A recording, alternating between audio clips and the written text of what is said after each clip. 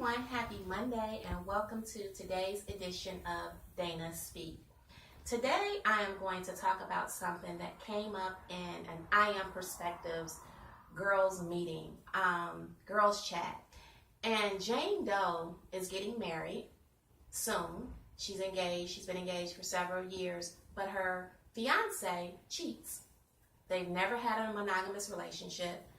And as the wedding date approaches, she's getting uncomfortable because although she's been in this relationship with this man for years, she understands that once they become married, it changes the dynamics of their relationship tremendously, and they don't live together now.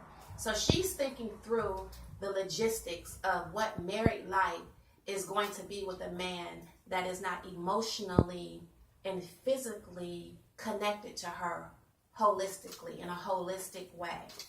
And so the other women were chiming in about what they would do and what they wouldn't do and what they would go for and what they wouldn't go for. And what I had to say to her was this: it doesn't matter what any of us have to say. It doesn't matter how we feel about it or what we think you should do. The only thing that matters is what you think you should do. The only thing that you need to identify is what your values are. And ask yourself, are you okay being the wife of a man that is going to be unfaithful to you? That is going to damage your self-esteem, your psyche, your self-worth, get you into a combative jealousy space with the other women, because that's normally what happens. Very few women, I haven't met any actually, and I have 5 older sisters and a host of aunts and a family of matriarchs. And I have yet to meet a woman that had the conjured up fortitude to be able to endure that level of rejection. Because at the end of the day, what it says to the one that is supposed to be the significant one is, I am not enough for you. And that eats away at a woman's confidence. It eats away at her self-worth. I don't care what she puts on, her wig choice, her eyelash length, her matte color, her heel size. I don't care what she looks like on the outside. It's who she is in the inside that matters. And so when I got her to really look at that question, are you okay with a man that is going to bring women in and out, in and out, in and out of your sacred space?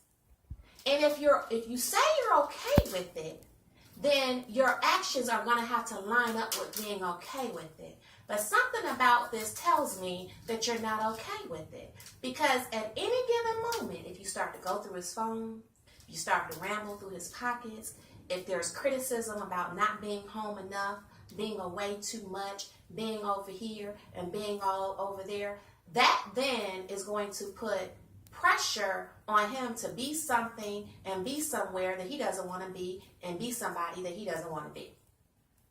And that's going to just push him further away, right? That's going to increase his time away from home because you already know the deal. You already know what you're signing up for. And if you're signing up for it, then enlist, put your big girl panties on, and deal with it. I'm not endorsing that, but that's the reality of the matter if you make a decision to be with someone who's going to be unfaithful to you.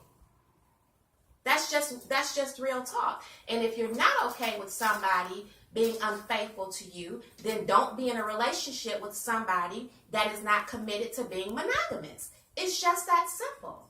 But women often get into compromising and rationing ourselves out. Well, he doesn't do this, but he does that. And he doesn't do this, but he does that. But what you really need him to do, he doesn't do. And he's able to supplement, being who he needs to be or giving you what you need to give you by checking off all of these other boxes. But the major box, he won't check.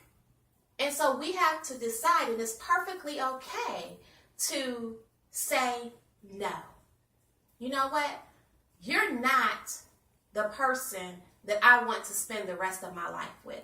We don't have the same shared values. And that's okay. And sometimes that realization only comes by exploring the relationship. Because what I know for sure is that we have to be compatible. Because if we're not compatible, then we're going to have a litany of issues and more issues on top of more issues. And it's not really necessarily about somebody being right and somebody else is being wrong, or them being wrong and you being right. There are just differences. And so women in this age definitely have the ability to plug into, I can take care of myself, I am happy, I am whole, I am complete. And I am not going to partner with someone unless they are happy and they are whole and they are complete. And being with them should never require that I betray myself, because that's not love. I don't know what it is, but it's not love. So love will never require that you betray yourself, and love will never require you to become something that you're not to be with somebody else, because being a whole woman alone is better than being a piece of a woman with him. And that's real.